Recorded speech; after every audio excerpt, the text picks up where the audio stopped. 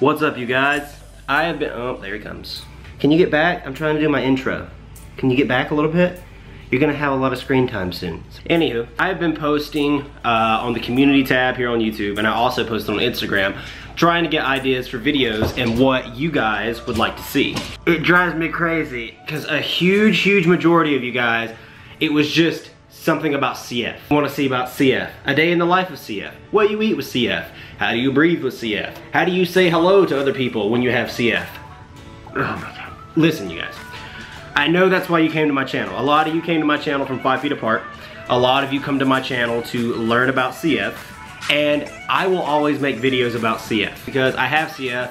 It's chronic, it's never going away, and if it's not cured, odds are it's gonna kill me. CF is always going to be in my videos. You know, some videos will be very specific about CF topics, but in every video there's going to be an aspect of CF because that's my life. But that's not my whole life. My whole life does not revolve around CF. I'm not one of those CFers that sit and every single minute of the day I'm thinking about CF. I don't. I'm thinking of other things, you know, adventures I want to go on, places I want to see, you know, grinding on my streams, you know. That's, you know, I don't think about CF. It's just CF is a part of me, and CF is just one of those things where I wake up and my body's on autopilot, so I do all of my treatments and all of my therapies, and that's just it.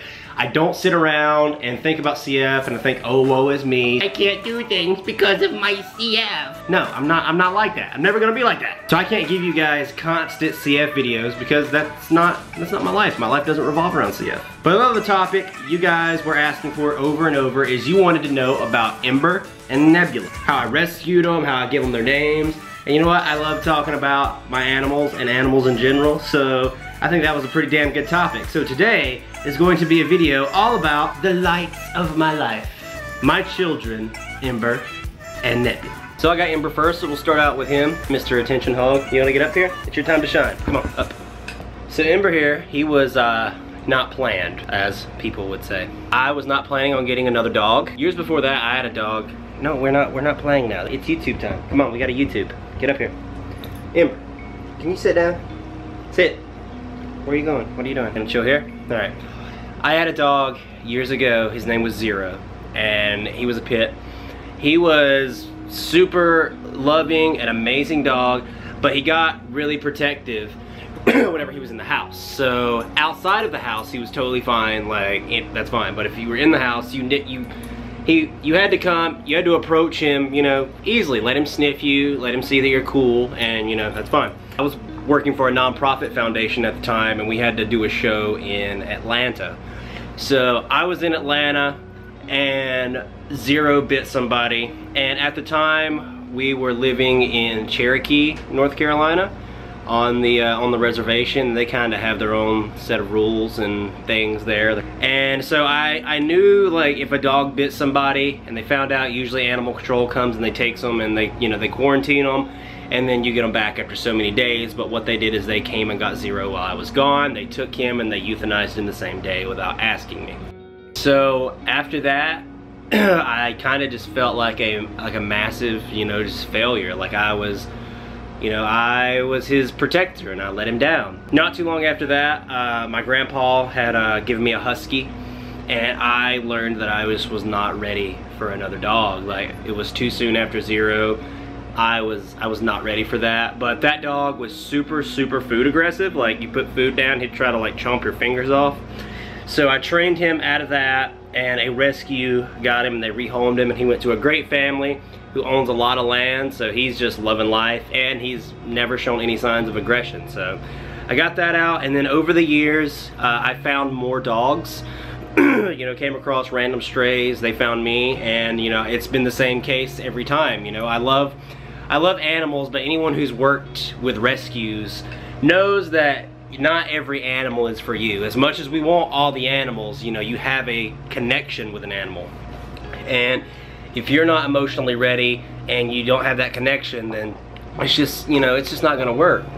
And so a lot of the dogs that I came across I would get, and you know, I rehomed them to great homes, and it just stayed like that for a while.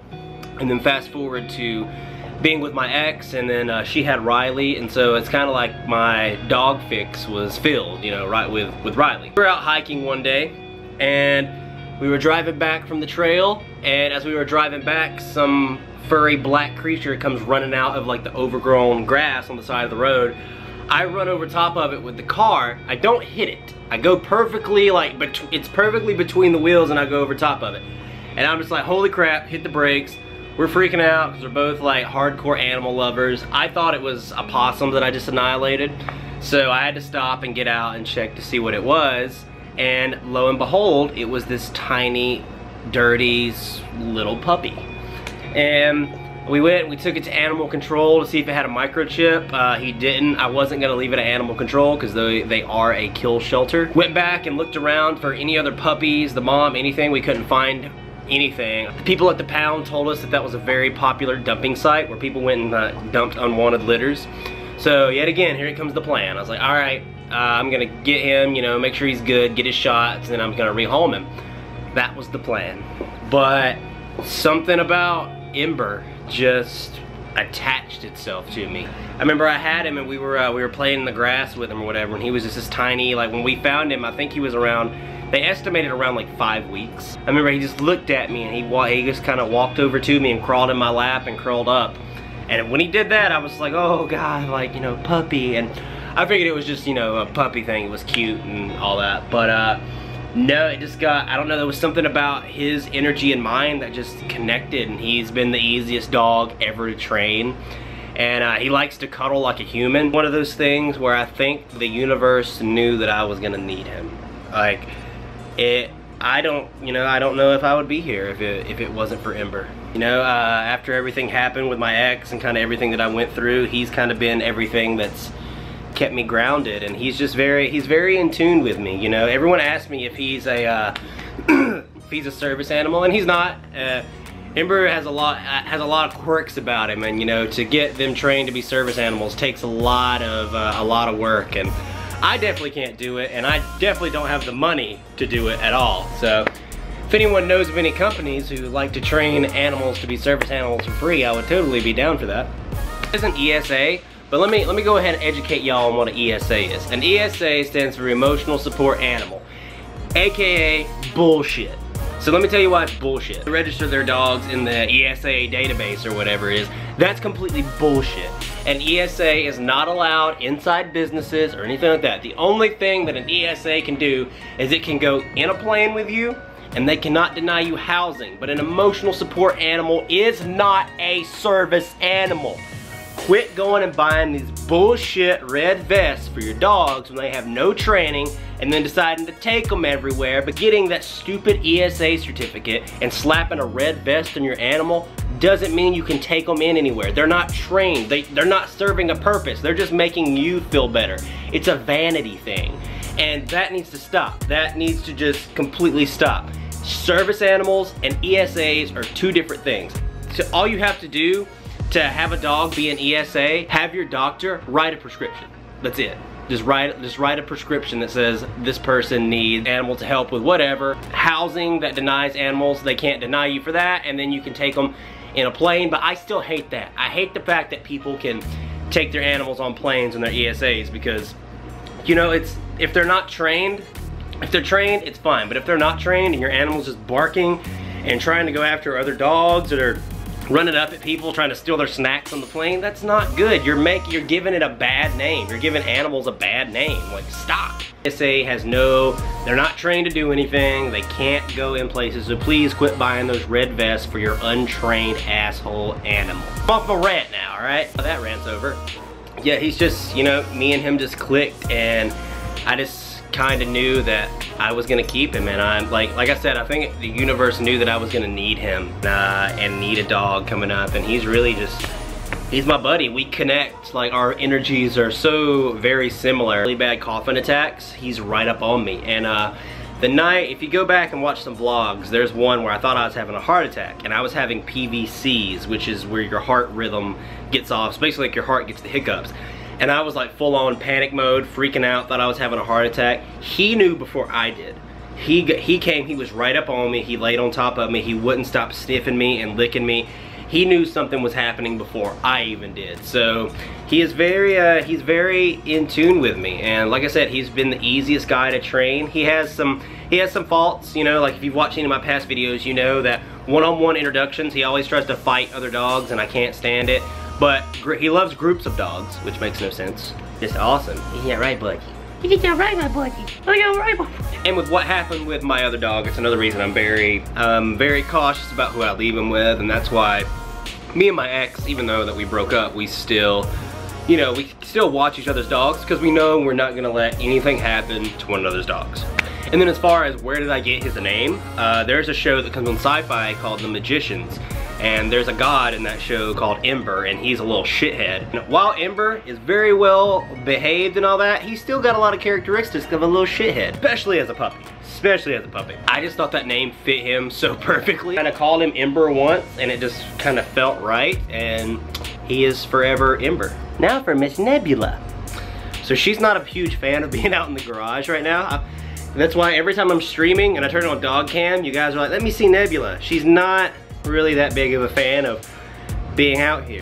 She doesn't mind when I'm holding her. She's pretty chill when she's being held. So Neb's here, I actually found here at my dad's house. And cats that roam around here that are not neutered because I live out in the country, and people in the country, they don't neuter their animals. There are a lot of working animals out here, especially working cats.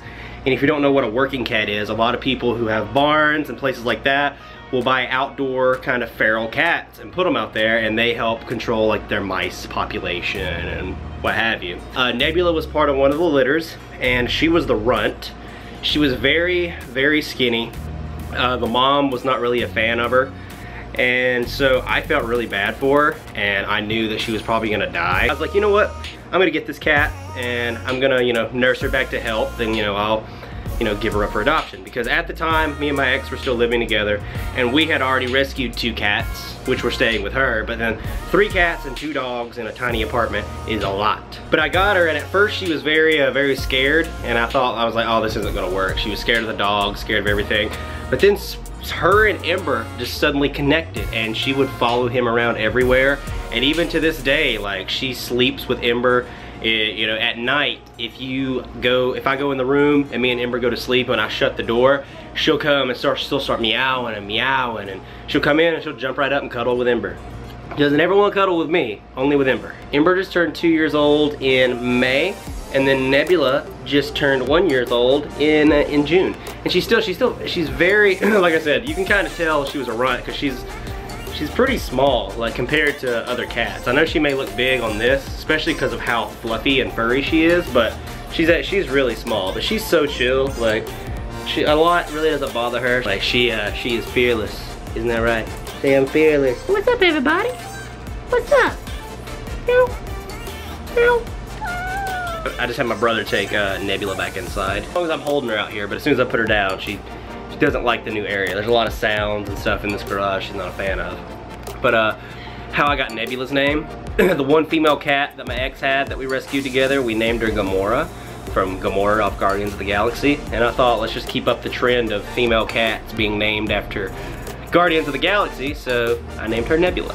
And yeah, that's about it. People ask me all the time if I'm going to get more animals, and right now the answer is no. Like, I barely have enough money for the 2 that I have, so Ember and Nebula are quite enough for me. And another question people ask me, because a lot of people know that I eventually want to do van life, because they're like, oh Morgan, how are you going to do van life with your animals? And that's easy, I would just take them with me. Like, Ember's a road dog, like he loves the car, and Nebula loves being outside, so she may take a minute to get used to the van, but it would be no problem. Like, I would just take them with me. Like, people make so many excuses of why they can't do things with their animals. If, you know, they have a new baby and they're like, I gotta get rid of my animals, or I'm moving, I can't take my animals with you. If you're one of those people, and it's not some crazy circumstance, like you literally can't take care of them because of your health or something, but you don't think of the animals as a member of your family, and you have a baby and you just discard this animal that you've had for years and it's only known you, or you're like, oh, I have to move and this place says we can't have animals, so I'm gonna get rid of my, you know, 9-year-old dog who only knows me. You are a piece of shit. Alright? I just want to let you know that. People can jump in the comments and you can say all you want about it and give me all your excuses, but unless there is something where you will absolutely 100% not be able to care for your animals, there is always a way around it. And I don't know, my animals are just, they're my kids, they're family. Like, I could never, if I was gonna move somewhere and they're like, oh, no animals allowed, I would find somewhere else. And the whole thing is, oh, I'm having a kid, so I gotta give up my dog. Like, you selfish asshole. Like, the animal only knows you. And people will do that to these old dogs who they've had for so long. And then it's like, oh, I have a kid, there's not enough room, so we're gonna give the dog up. Like, no. I wish the worst upon you if you are one of those people. When you get an animal, that animal is a member of your family. They bond with you, they know you, they trust you, and I don't know, I just couldn't imagine just ditching them. Like, it just doesn't, that just doesn't compute, you know, with my brain. You know, like, I'll go without before Ember and Nebula go without. That's just, you know, that's just how it is. So these people who get these animals and then let other things in life dictate them giving them away, it just doesn't register with my brain. Because like, when I get an animal, when I made the decision to keep Ember and keep Nebula, I knew, like, I automatically think of those things, like, you know, housing, and I go through all those scenarios in my head. And you know, you really have to think about it. Like, an animal is a lifelong commitment. It's not one of those things you can just give away. And you know, if you're one of those people who do that, like, I don't want anything to do with you. Like, please, just unsubscribe from this channel if you're subscribed, because you're trash in my opinion. But yeah, that is my animals backstory. The story of my animals, how I got them, how their names came about, and yeah. And also a little lesson on ESAs, couple animal rants. You know, growing up, I could never have animals. Like, I got a little dog whenever I was younger, but we had to give him away because I was highly allergic to animals, and they would constantly cause me to have sinus infections and lung infections, and they would put me in the hospital. And it was such a heartbreaking thing as a kid to like get an animal, and you'd be like, oh, I love this animal, and then you get sick, and then your parents have to make the choice, you know, give them up. And it was just really, really sucked. But growing up, even when I was a kid and I couldn't have animals, I was still always rescuing them and always like finding homes for animals. I have just always had this connection with animals that I don't have with people. And you know, I tell people all the time, I get along with animals way more than I do people, and it's the truth. Like, there's just a connection that I feel with animals. Like, people are conniving, and they're very, you know, vindictive and spiteful and all that, and animals are just pure instinct and emotion. And connecting with an animal and earning the trust of an animal is such a spiritual thing, because they can't communicate, you know, with words. You communicate with your energy, you communicate with your eyes, you know, it is non-verbal. It is a purely, like, it is a very spiritual thing. And that's why I like with animals more than I do with people, because I'm a very, you know, emotional person, and I feel like I can communicate better with my emotions than I can with words sometimes. And you know, with Ember and all that, we just, you know, we talk all the time, but it's like you don't use words. It's just this deep connection, spiritual connection. Why do you just have your butt on me and your front half on the ground? This is making no sense whatsoever. How is this Ember? Why is this a thing? There's a bug on the floor. That's what he's looking at. Animal. If I come across an animal in need, I'm always gonna grab it and, you know, help rehab it, rehome it, whatever I can do, because I don't know, animals are just the purest thing in the world to me. You know, they're just, you know, it's just this weird, I guess if you're not an animal lover, you just don't get it. You don't understand that spiritual, like, connection, like, that you have with them and how you communicate with them without words. It's just such a deep thing that I think humans can learn a lot from, and they don't, you know. Humans let a lot of unnecessary bullshit get in the way. You know, animals, they don't care about, you know, animals don't care about sexual orientation, religion, the color of your skin, any of the stuff that people think is a big deal that isn't a big deal. Like, you don't have to worry about that with animals. It's just the purest connections and love that you'll ever get. But that's about it, you guys. I'm going to jump off here and edit this vlog and then jump on stream tonight. As always, if you liked what you saw, please like the video, subscribe to the channel, and then hit the little bell so you don't miss any notifications moving forward. everyone be sure to come on stream and give me lots of tweets, okay? Okay, I'm gonna go now. Bye. Thanks you guys for watching. We'll see you next time. Me and Ember are out. Later.